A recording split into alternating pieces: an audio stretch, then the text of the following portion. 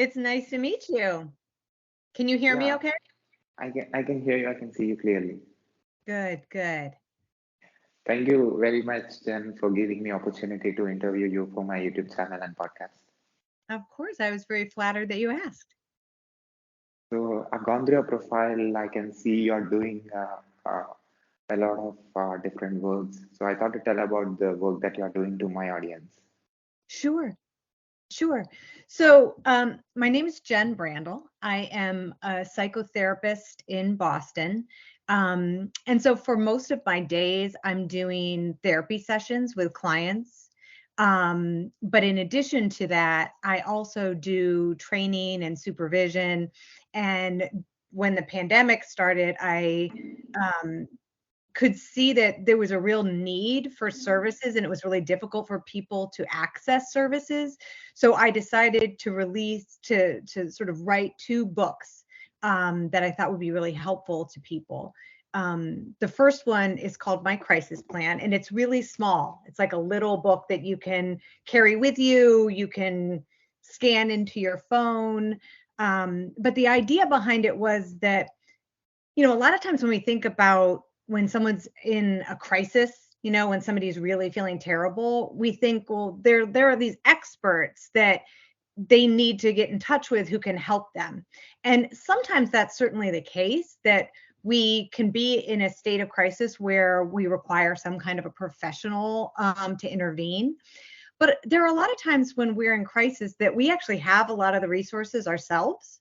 And so I wanted to put together like a small book that was just a lot of concrete reminders or tools that people can use to access their own resources.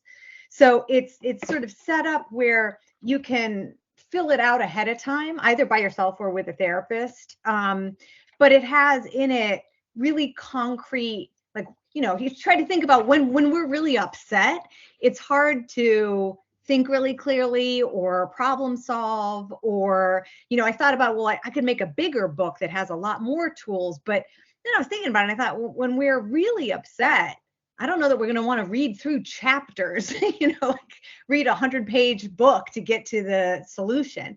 So but I wanted to make something where people can go in and write for themselves what some of their tools are, what some of the things are they want to remind themselves of, what are some of the things that help ground them when they're feeling really uneasy or in distress.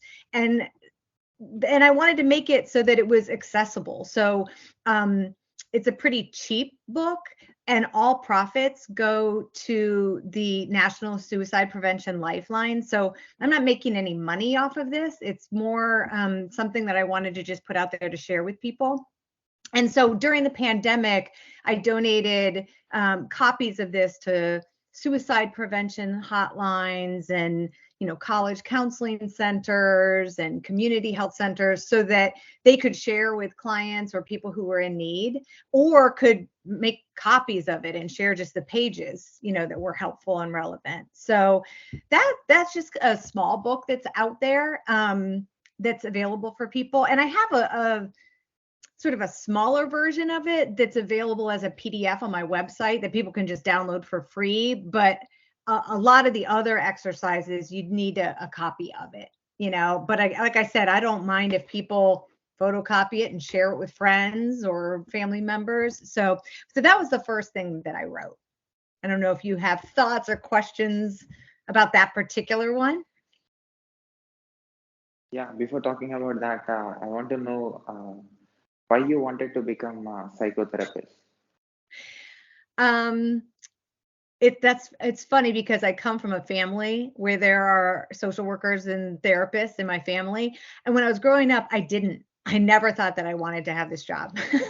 um, but while I was in college, I did some volunteering, and I found that when I was working with people who were struggling, um, it was I was very inspired by just the resiliency of humans, and um, the way in which we can make it through very difficult or challenging situations or conditions find kind of our inner strength and resources and make meaning out of our experiences. So I found that really fascinating. So I ended up, when I was in college, taking some classes in psychology. And then when I was trying to think about like what kind of work I wanted to do, I realized like stuff that has to do with people and how we think and how we relate in the world was certainly something I was passionate about. And once I had worked a little bit outside of college, I knew I wanted to go to graduate school, and I wasn't sure. I knew I wanted to help people. I wasn't sure exactly what role I wanted to be in. So I spent a lot of my early career.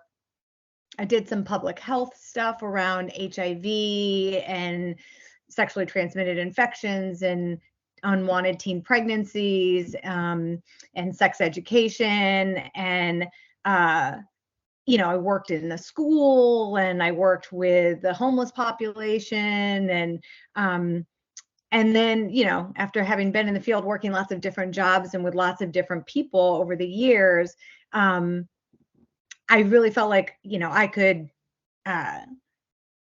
I would have a freedom if I started my own business where I got to be in private practice. I could do the work the way that I felt like it needed to be done and have some freedom about what that looked like, rather than being in an environment where someone was telling me you can only see this person this many times, or, you can meet with them a couple times and then refer them off. Or if somebody comes in and they're dealing with trauma, kind of patch them up in the short term so that they can function and go to school, but don't get too far into it. Like I wanted to be able to like help people the way I felt like they needed to be helped.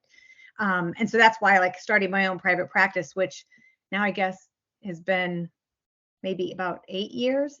I feel like I have the freedom to like work with people in whatever way that they might need. Any particular experience in these ideas?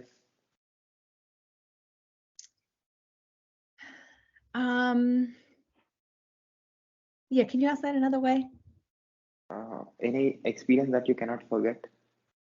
Any experiences I can't forget?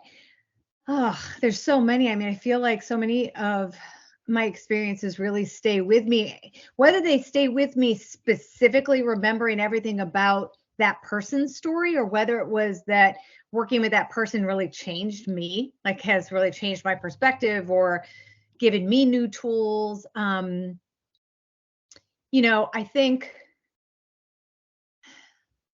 I think a lot of the work that I do with people around trauma, where I've seen people who have been through things where it's kind of a miracle that they're still with us and that they're still whole, functional, kind, loving people. That I think when I listen to the courage of people being able to revisit really painful experiences with the goal of making meaning out of it and kind of gaining some strength from that, rather than just to feel like a victim and kind of plagued by it for their whole life. So when I see people who have the courage, that's not an easy thing to do. I mean, a lot of times if we have a bad day, we don't want to think about it again. If you have something that's so traumatic and devastating, whether it's a devastating loss, if you had a traumatic loss in your life, or abuse, or experienced violence, a lot of times people we're pretty avoidant. We don't want to think about that or talk about it ever again. So when I see people who are willing to revisit really painful experiences in order to heal and in order to gain empathy for other people, I think it's incredibly profound. Like I'm very inspired by that. So those So stories stay with me a lot. I got you. So you wrote these two books, and you wanted to help people. So what you wrote? So the first one, as I said, is this small book that people can use, and it's more a resource to use to help you just kind of concretely get through when you're having a really difficult time.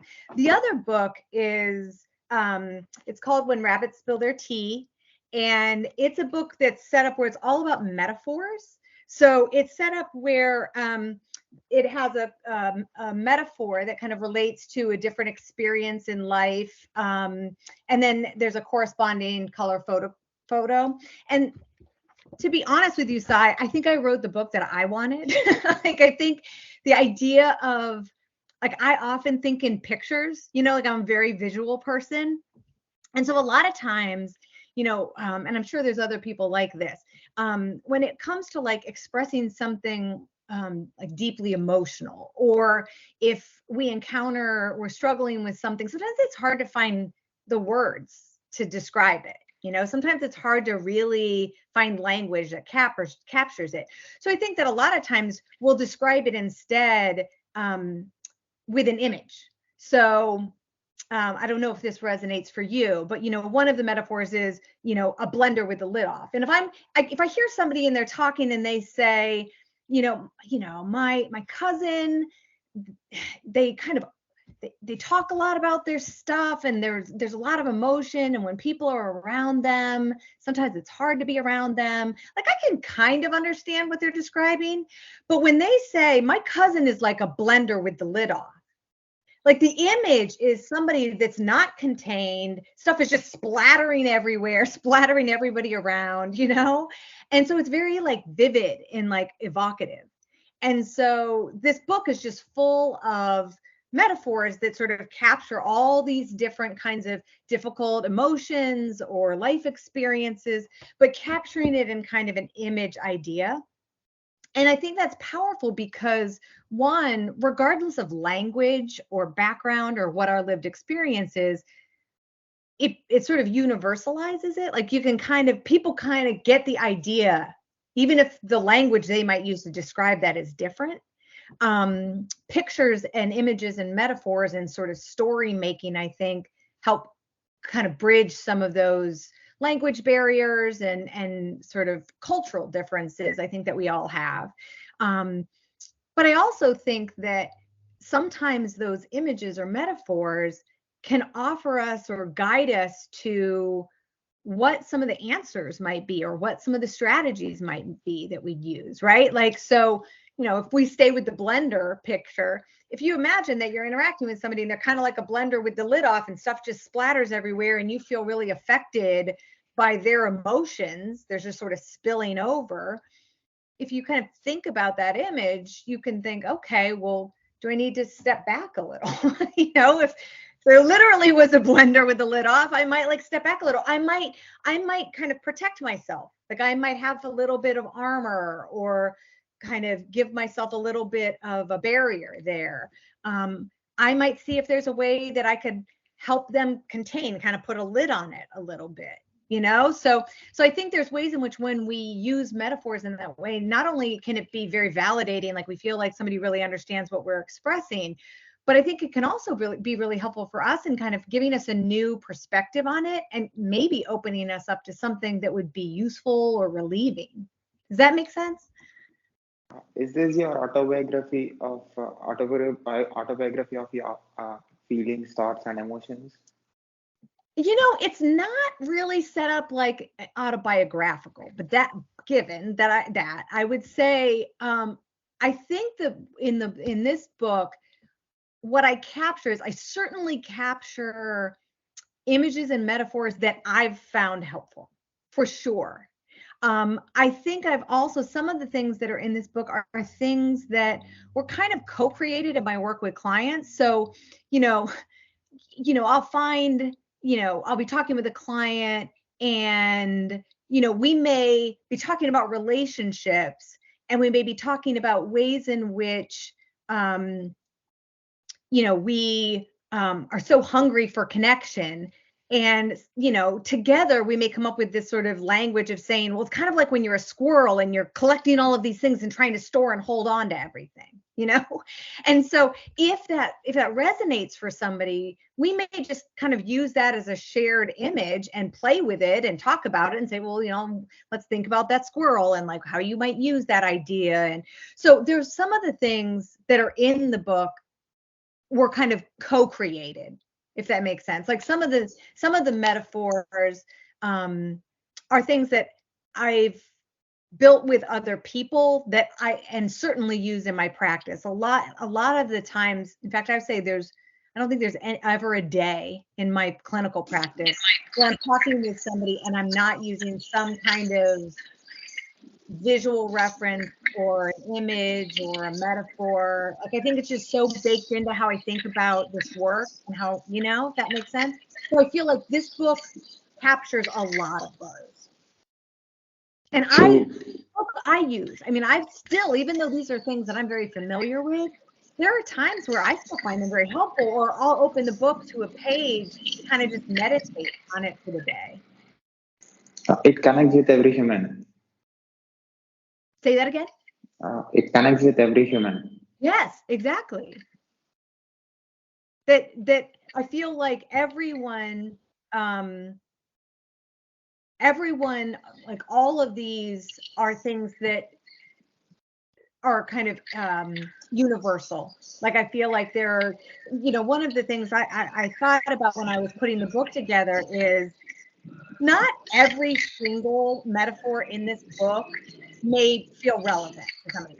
But I feel pretty confident that if somebody picks it up and they just open to a page, they're going to find something that they're like, oh, I know exactly what that's like.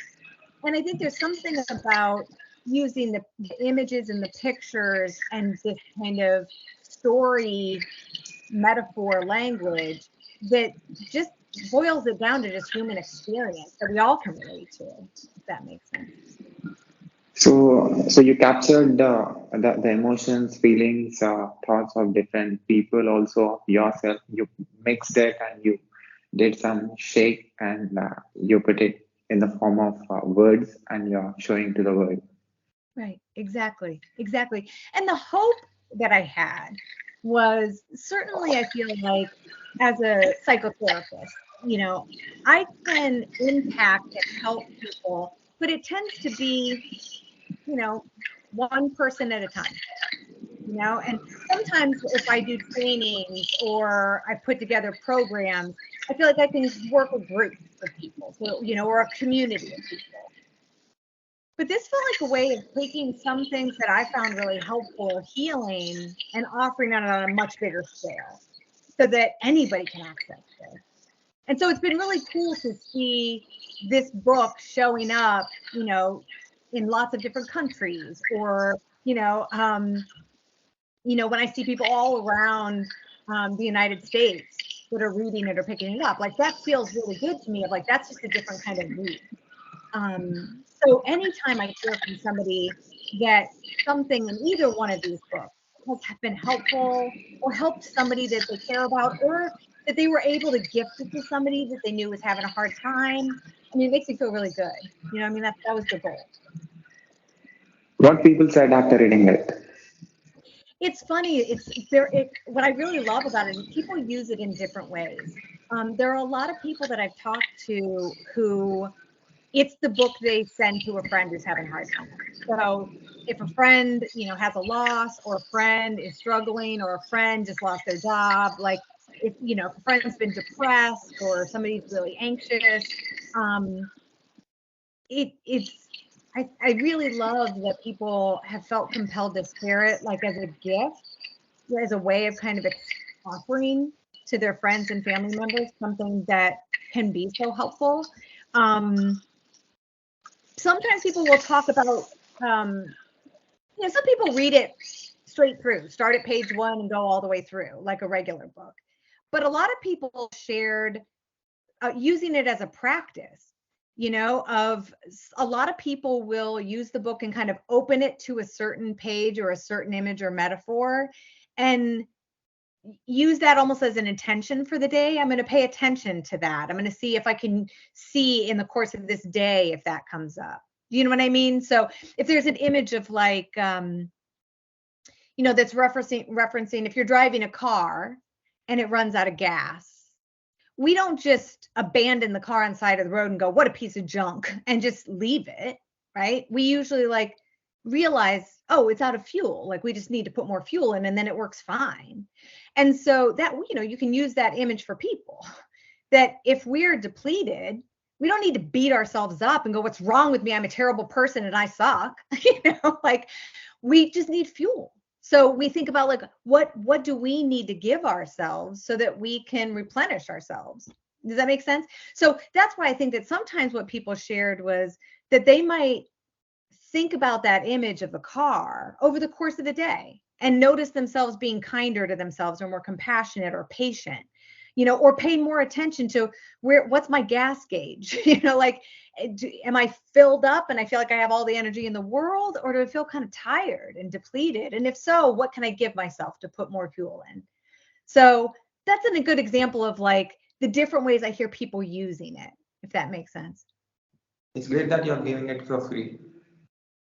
Yeah, so this is the book that the My Crisis Plan book, that one people purchase, but all of the money goes to a suicide hotline.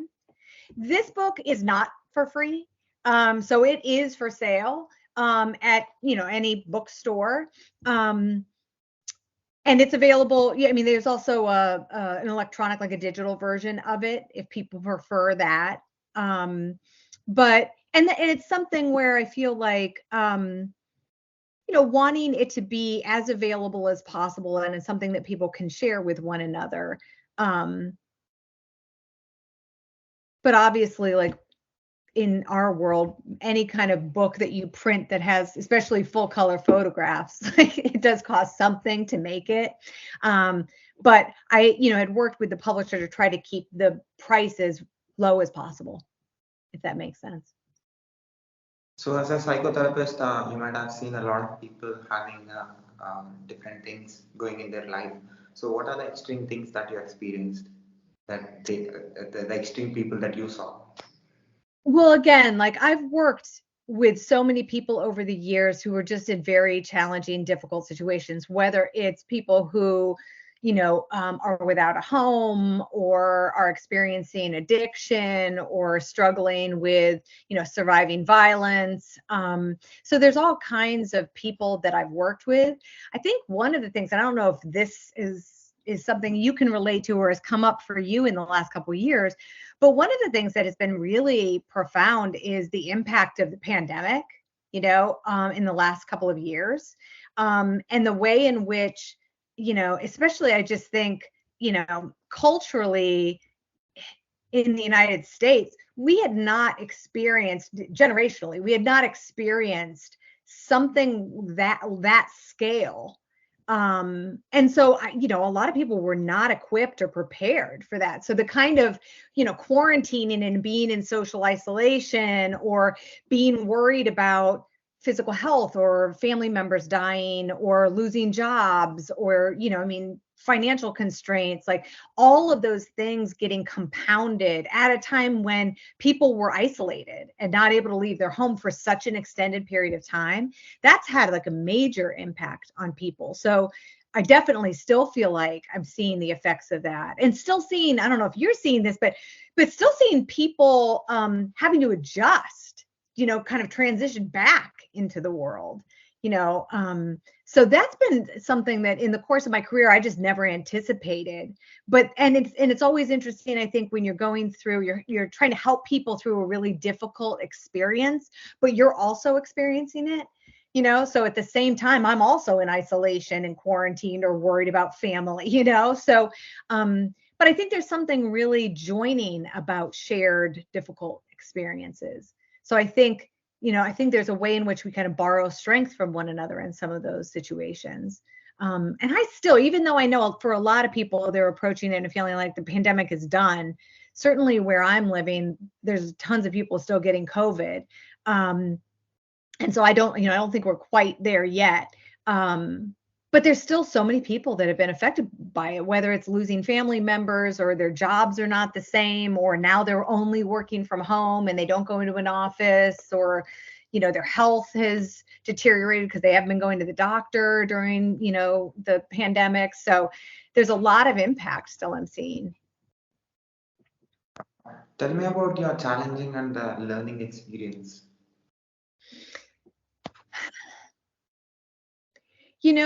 I think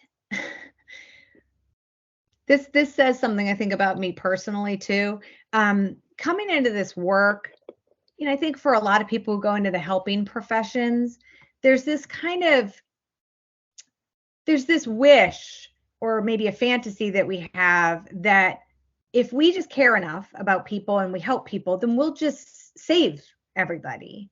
and we can eliminate suffering and make people's pain go away. And so I think even though logically I understood as a professional person that that's not how things work, I think at the beginning of my career, there was a part of me that still held that idea.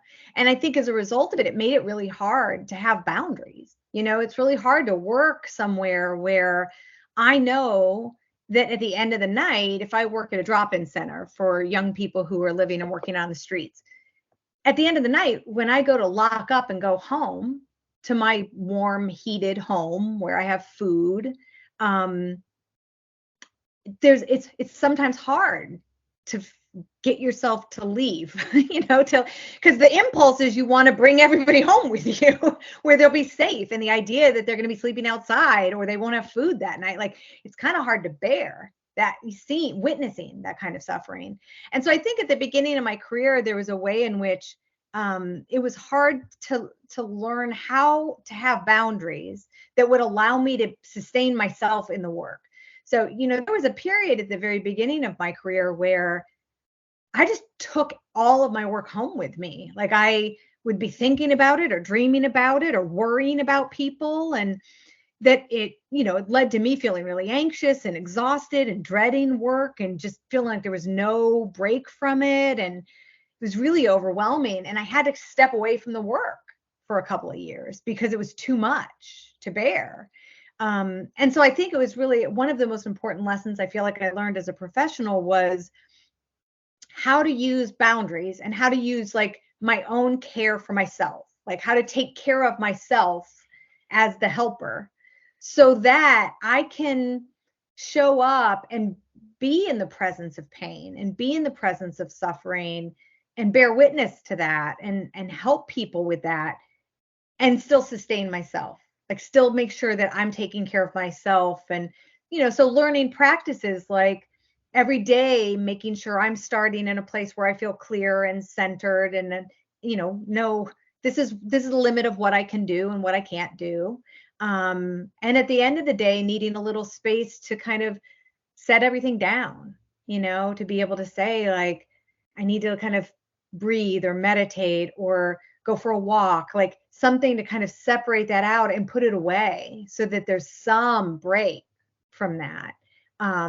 And that was a really hard lesson to learn because it's really hard to set boundaries or to say no to somebody who's suffering, And so, but if all you do is say yes, yes, yes, yes, yes, like, if people are saying, can you meet with me at 10 o'clock at night? Like, you could fill your schedule and just see people every hour of the day, And so to have a boundary where you're trying to also protect and be kind and compassionate to yourself, it's challenging to do that. So I think that was a really hard lesson for me to learn, that if I wanted to be a professional helper, there was no way to do it unless I was going to also take care of myself doing it. That's probably true for a lot of us in our work, to be honest, now that I'm saying it. That may be true for you in your work too, that it may be hard for you to do what you do unless you're taking care of yourself. Is it same working with clients or individuals who are from different professions? That's a great question. That's a really great question. I think it depends. I think it can be. I think that I found that if I'm working with someone, so there were, for about 8 years, I worked in college counseling, but I worked at an art school. So it was with kids who were studying to be actors and directors and, visual artists. And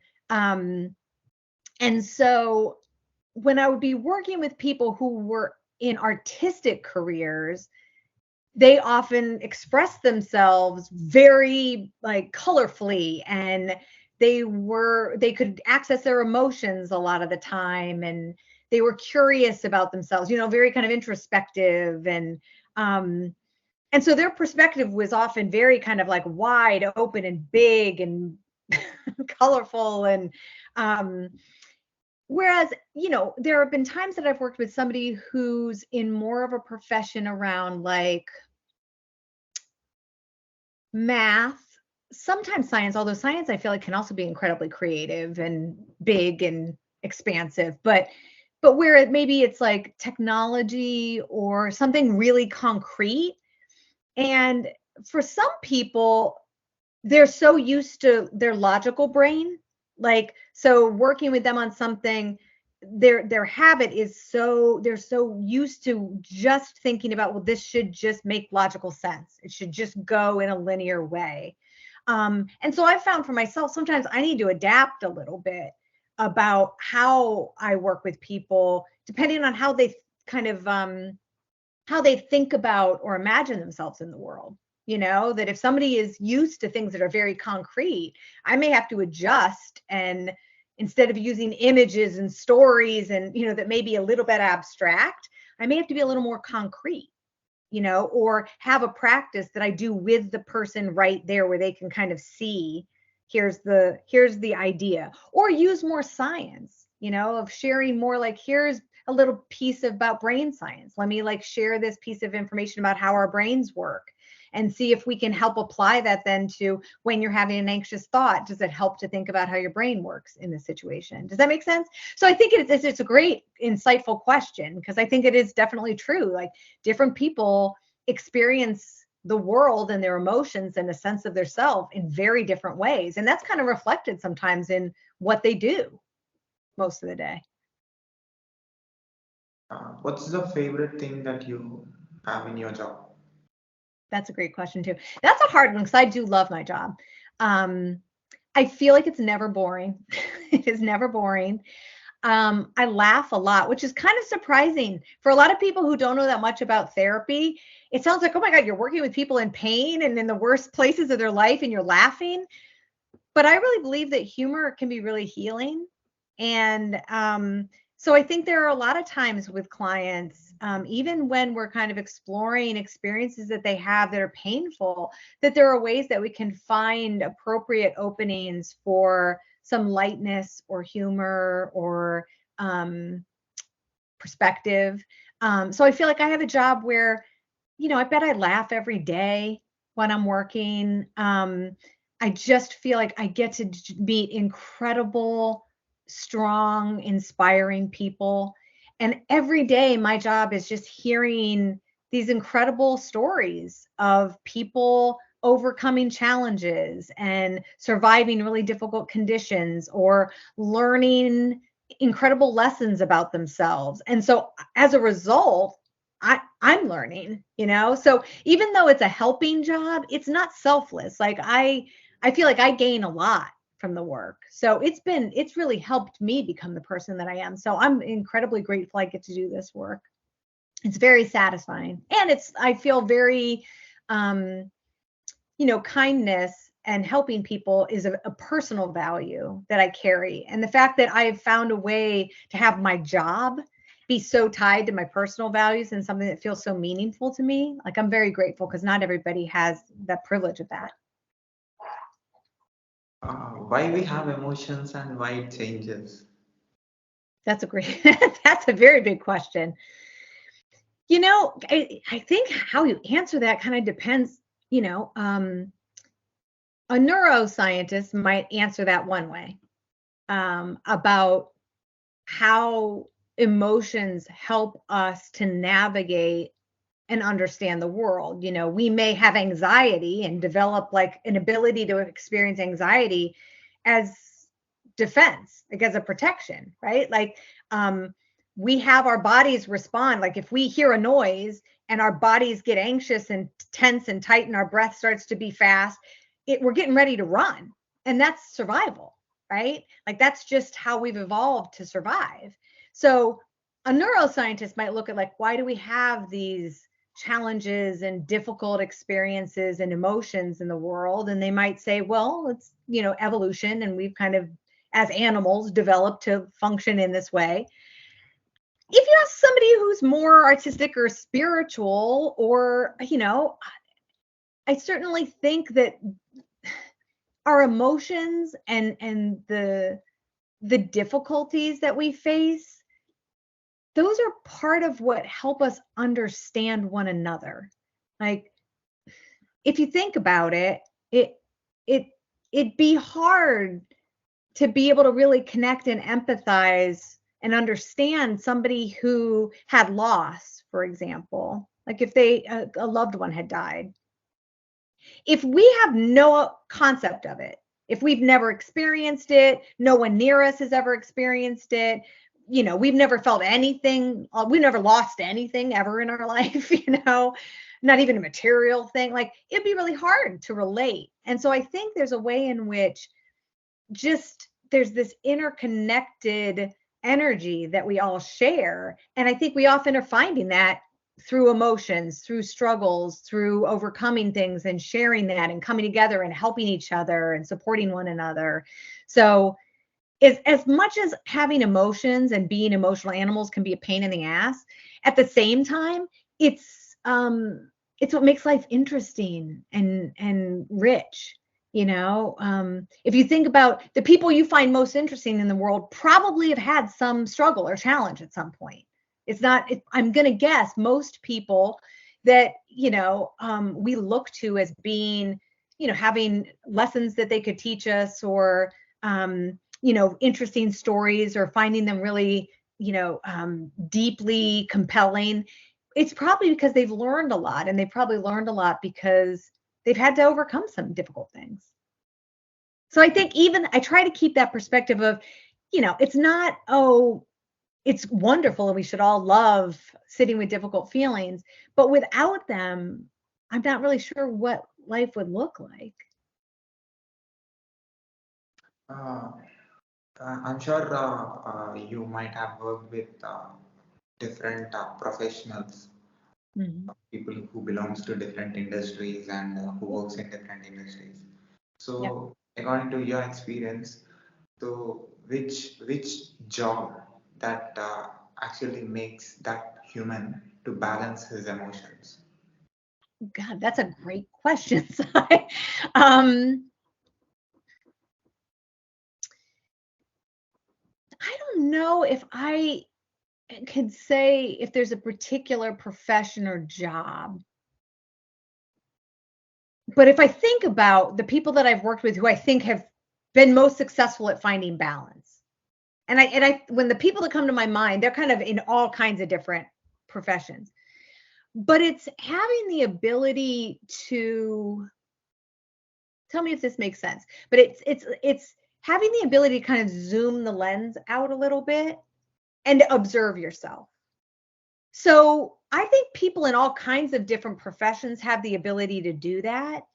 But that seems to me to be an important skill, to be able to have like attunement to ourselves, to know what we're needing and feeling, to be able to see what's happening for us, to be able to get a little distance from our thoughts and not just take everything that we think as fact.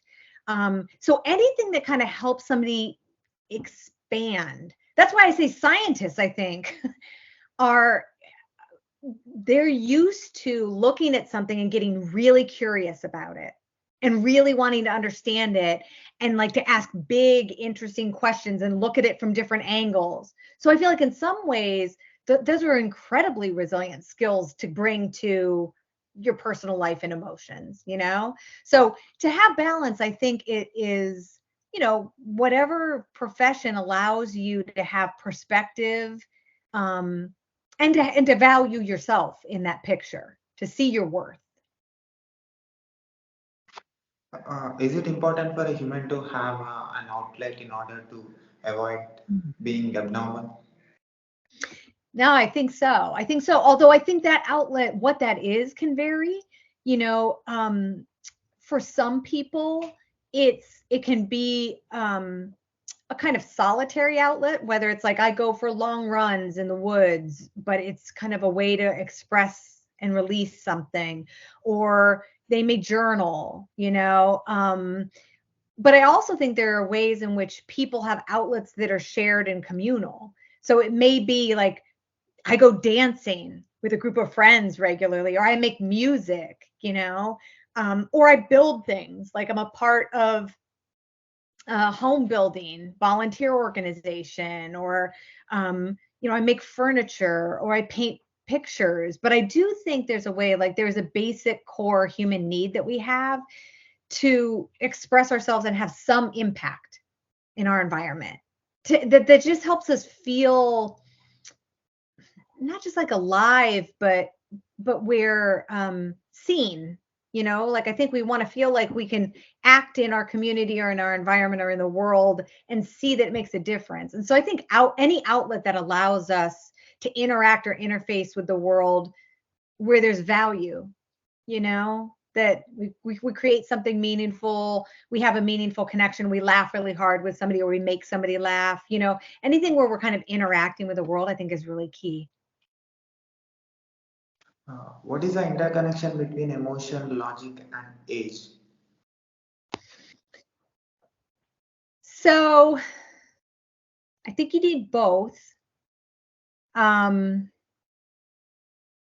What's tricky is ideally what we want is to feel like we have sort of a balance of those two things. Is that we want to feel like, in the front of our brain, this is the prefrontal cortex, and that's where all the thinking stuff happens, like analyzing, problem solving, logic, all of that stuff is here. And in the back of our brain is the amygdala, and that's where it's like our emotion brain, like fight or flight. It's like the reptile brain, like our basic animal instinct brain, right? And so I think that if all we did was think, analyze, we would be very efficient, but I don't know how interesting we would be. And I'm not sure how nurturing or loving we would be if it was all logic. I think there's a way in which that could be fairly flat and boring and kind of mechanical. When we add in emotion, if we were just emotion brain, I would think things would be fairly chaotic, very like overwhelming, a lot, very chaotic and exhausting. So I think it's like when you can kind of, find where those things overlap, find a place where you've got, and different people have different balances. Some people may be 70% logic brain and 30% emotion brain, and cool, that's a great balance for them. But I think you need something of both, and I think both those things, like it's sometimes, if you think about math and mathematics, we often think about that as being an incredibly logical, intellectual thing. But really, math theory is super abstract. It requires you to think very broadly and creatively and abstractly. And so I think most professions and most sort of functions in our world, you need both those things. You need some kind of a balance, because one helps us better access and relate to and make meaning of the other, if that makes sense. These are great questions, Sai. So, have you worked with? Have you worked for animals? Have I worked with animals? Is that what you said? Yeah. No, I haven't worked directly with animals.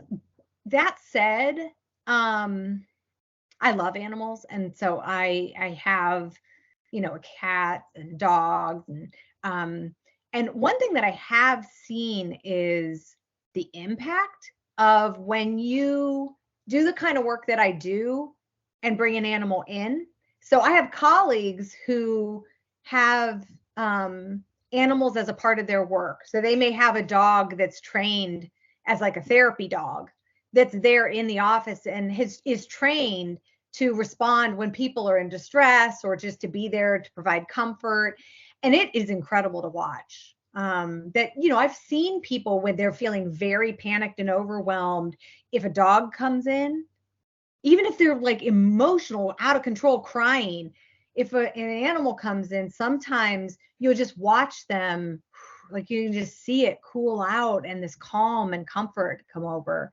So I think it's kind of cool that there are ways in which I think as human animals, when we interact with other animals, I think there is a way in which we can kind of co-regulate one another, and affect one another in that way that could be really, really useful. And I think we have a ton to learn about it, from animals.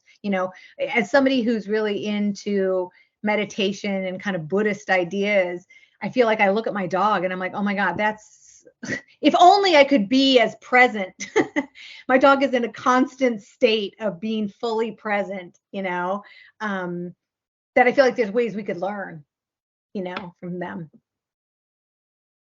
So your first book that you said is about it helps people when they are in difficult times. So what does it mean by difficult?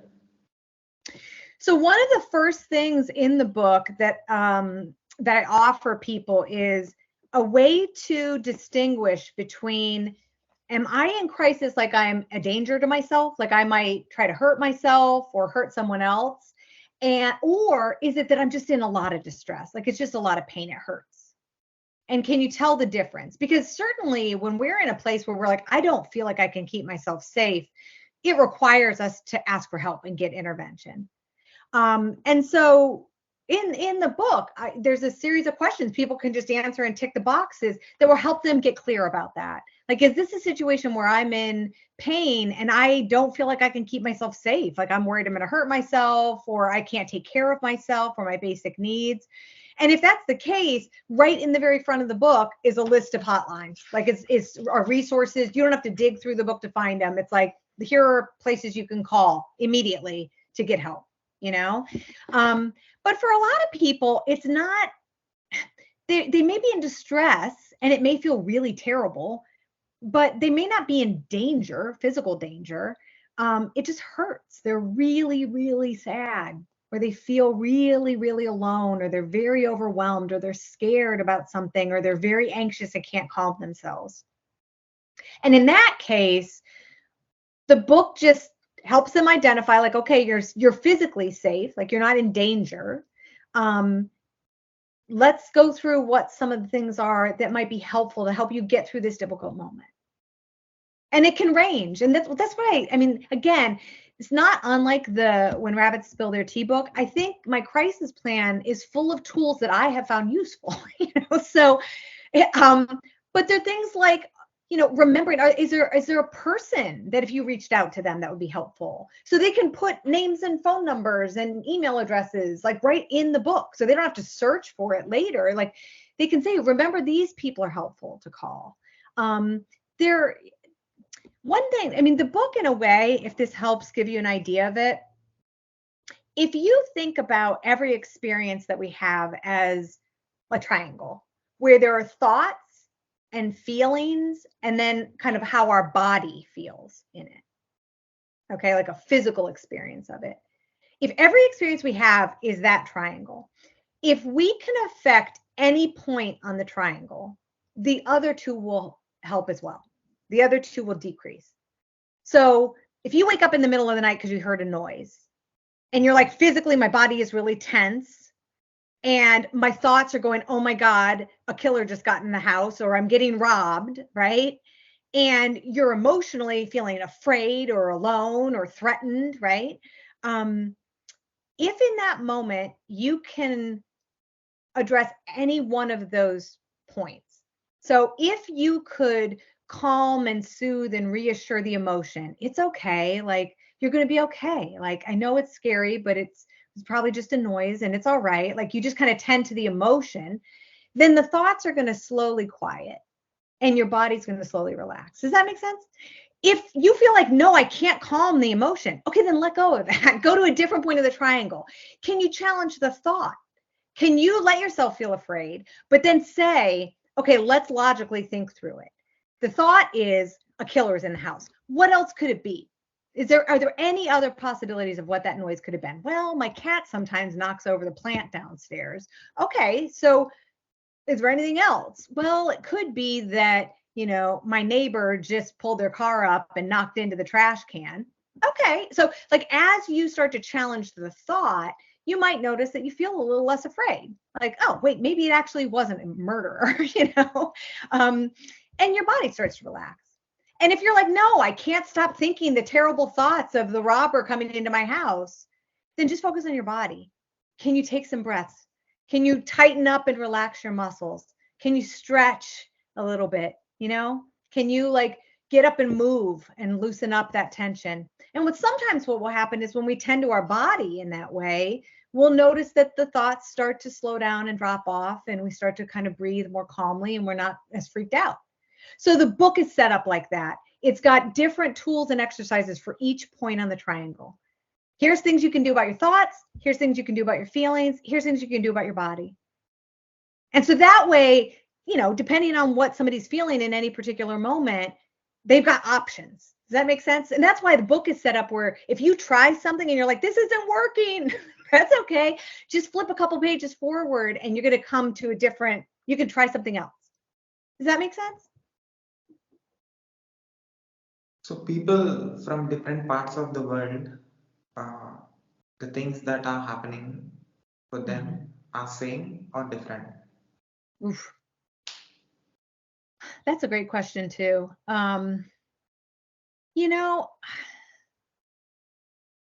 me, living in a fairly privileged, like economically and resource privileged place, I think it's important for us to recognize that there are a lot of people in the world that are dealing with things that I may not even be able to imagine, or relate to. So I think that there can be big differences in what we're experiencing, even within the United States where there's privilege. I know that for myself as a white woman, what my struggles look like, even bad struggles, even difficult struggles, are nothing compared to a Black woman in the United States or a young Black man in the United States. So I think our experiences are different. That said, I think that the sort of, generally speaking, what we all wish for and want in life, what we all wish for and want for ourselves, are probably more similar than they are different. And what we all feel, like emotionally, I think is probably more the same than different, even if our circumstances and contexts are different. Is it possible to have positive emotions all the time? No. No, but the good news is it's also not possible to have a negative emotion all the time. Sometimes the way I'll think about it is, our sympathetic and parasympathetic nervous systems are built to not hold anything in a permanent state. Because if it did, we'd die out as a species. If we got scared and stayed scared forever, or if you think about how we experience it in our body, we couldn't survive. It would not be a good adaptation. So we are built to have those things drop off, which is why we usually experience feelings and distress in waves. Okay. The good thing about that is if you imagine, when you do exercise and you try to pull yourself up on the bar and hold yourself over the bar, if you try to do a pull up and you try to hold it as long as you can, no matter who you are, some people can hold it for a long time. Some people can not even pull their chin over the bar. But no matter what, at some point, your body's going to let go. You can't just stay in that state forever. At some point, your body will say enough, and whether you want to or not, it's going to let go. That's how it is with emotions. So, it's kind of a funny idea because it's almost like if you're sitting with a difficult emotion, like you're feeling really panicky, if you said to yourself, I'm going to try to be as panicky as I can be. Let me see if I can dial it up. I'm going to be super panicky. Sooner or later, it's going to drop off. And so I find that very helpful to know that the downside is what you were saying, though, is that it means you don't just have joy and then always have joy. But I'm not sure life would be very interesting because you can't really appreciate joy without something on the other side of it, without some kind of contrast to it. If all we ever felt was happy and joyful, I'm not even sure it would feel good because there's nothing in contrast, So I think you have to have both. But the good news is that everything is constantly impermanent and changing. So really difficult times are going to pass. Difficult feelings are going to transform and change. Really happy moments, those probably will change too, And if we can kind of just get used to riding the waves, that's the goal. It's not like get happy and stay happy forever and ever and ever. It's more like, can I get comfortable with just riding the waves, of just, that's contentment. Is I can just, whatever comes, if there's a disappointment that comes, I can ride that out. And if there's joyful, exciting experience, then I'll celebrate that. And then if there's a loss, then I'll get through that. But it's just that. That's the way I think about it. Is there any particular way of being that helps human to adapt to the environmental changes and societal uh, changes? I think so. And this is not my idea. This is an old idea that goes way back. But I think acceptance is key. I think it's very difficult. A lot of times our suffering is coming from resisting something, like fighting against not wanting something to be the way that it is.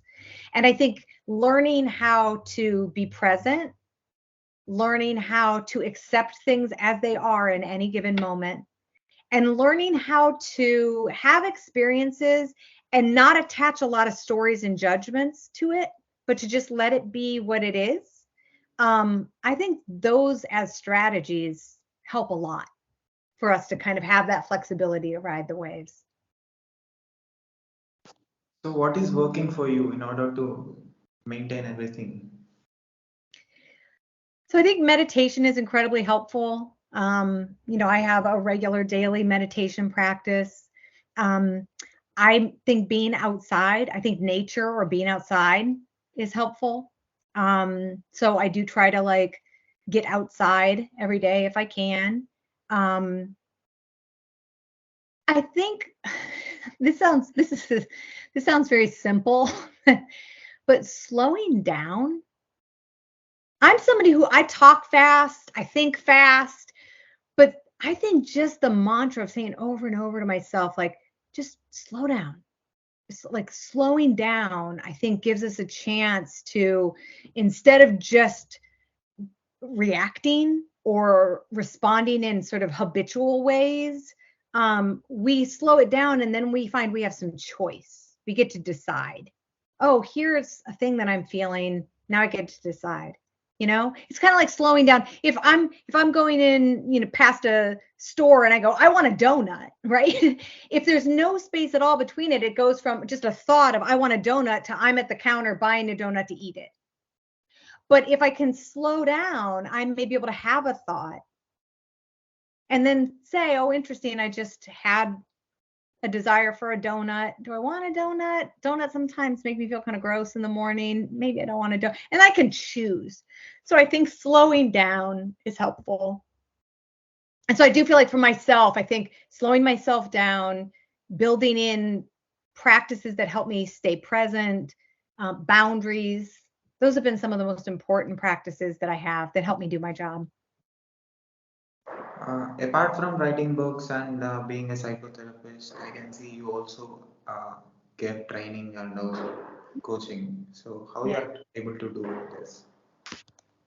So there are sometimes organizations in the community that will ask me to come in to teach about a particular thing to a community or a group of people.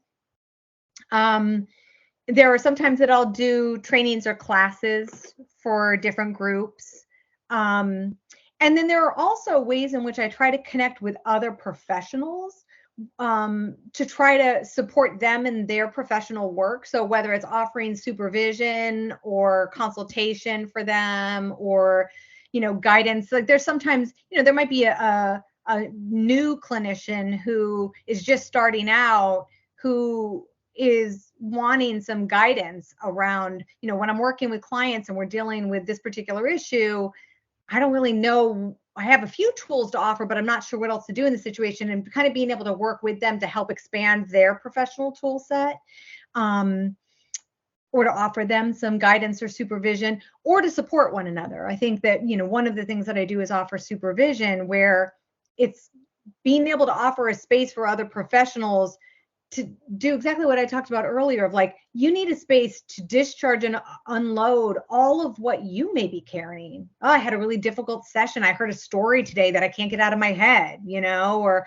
I'm really worried about this client and I can't put it down. So of having a space where you can kind of dump and vent that with another supportive professional and figure out how to remember and get that perspective about like, what are the limits of what we can do and how do we accept that? And what are the practices that we can do that are helpful to our clients while also being boundaried, So I feel like I really like that in my work, I get to do the direct work, either one-on-one or with couples. But I also get to work with professionals or community groups or on larger scale. I'll put your web links in the description of this video. People who find the video on YouTube can see the work that you're doing and can connect and can take your service as well. And also I'll put your web link on the screen as well. Wonderful. That would be great. Can you spell your social media presence or your contact details to my podcast? Yeah, so absolutely. So you can find me. I think right now I have a Facebook page. I'm on Instagram. And if you look, and you can find me under my name, which is Jenn Brandel, JENNBRANDEL. And if another Jenn Brandel comes up, it may say Jenn Brandel LICSW, which just means licensed clinical social worker. That's me. So, but yeah, if you just search for my name on social media, or if you Google my name, you can find my website or other references or resources. Absolutely. Thank you for sharing that. And what is your feeling and observation about this conversation and also about my work? I was so excited, Sai, when you got in touch with me. And I was, in preparation for this, I was like looking over some of your old interviews. And I think that one of the things that really struck me and why I felt so honored that you had reached out to me, the fact that you talk to people and they're so different. Like there's so many different kinds of people you're talking to.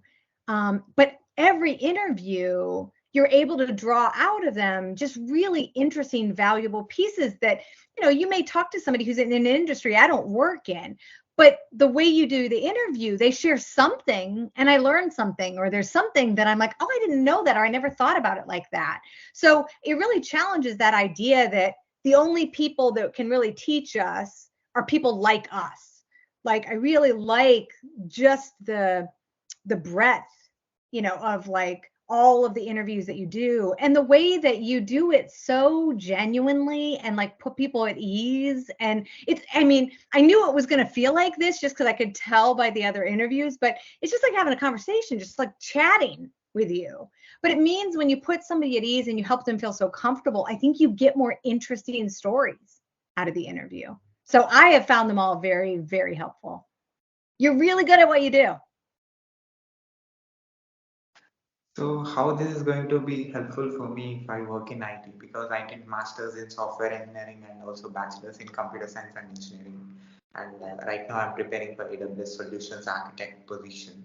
So how this talking with experts like you who are already in the profession and doing great work, asking questions and getting answers, and also telling this to my audience and letting them know who you are and what, how this experience and knowledge is going to helpful for me personally.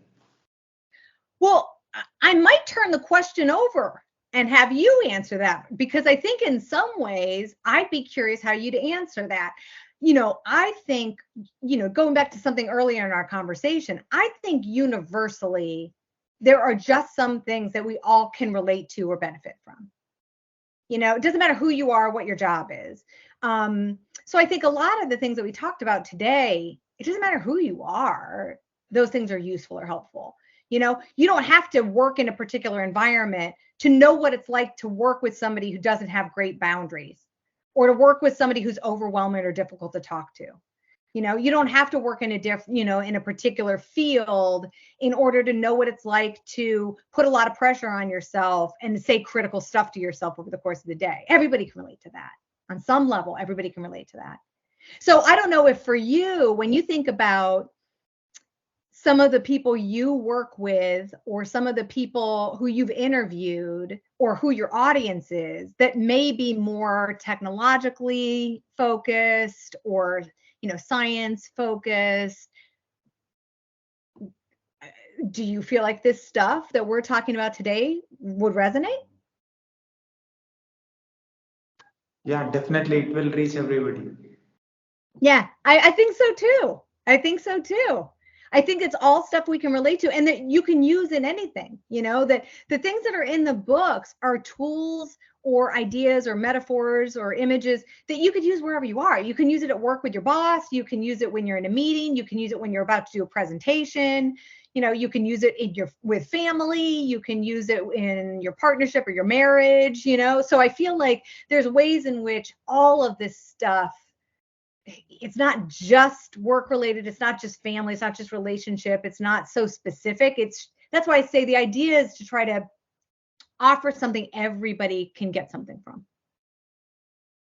So definitely technologists will reach you for sure who are connected with me, because what I believe is, as a technologist, if you are great in understanding the Yes. psyche or psychology of a human being, you will be a great technologist. Yes, that's right. Because you have to be able to think about how people think or how they experience something. If they're going to go to a website and they're trying to get some information, you have to be able to think about how is their brain going to work in that moment? What are they going to be looking for? What's going to frustrate them, right? I mean, Yeah. aren't those all some of the questions you have to think about? So that's why I think in some ways the work you do may not be that different from what I do. Yeah. Can I put this video on my YouTube channel with your permission? Of course you can. Of course you can. And also, can I put this audio and video clip on my podcast, website, internet, social media, everywhere with your permission? Yes, absolutely. And if you share the link with me, I'll include a link to it on my website as well. And I'll put it on my social media pages so that people can find it that way as well. Yeah, I'll share you once it is published. Absolutely. Absolutely. This has been so fun. And thank you so much for including me. It's pleasure for me. You accepted my request and you gave me your valuable time. Of course. Of course. And let me know if you need anything else. Take care and keep going. Keep helping people. Also, make a You lot too. of people smile. You too. All right. Take care, Sai. Yeah, bye. Bye. Bye.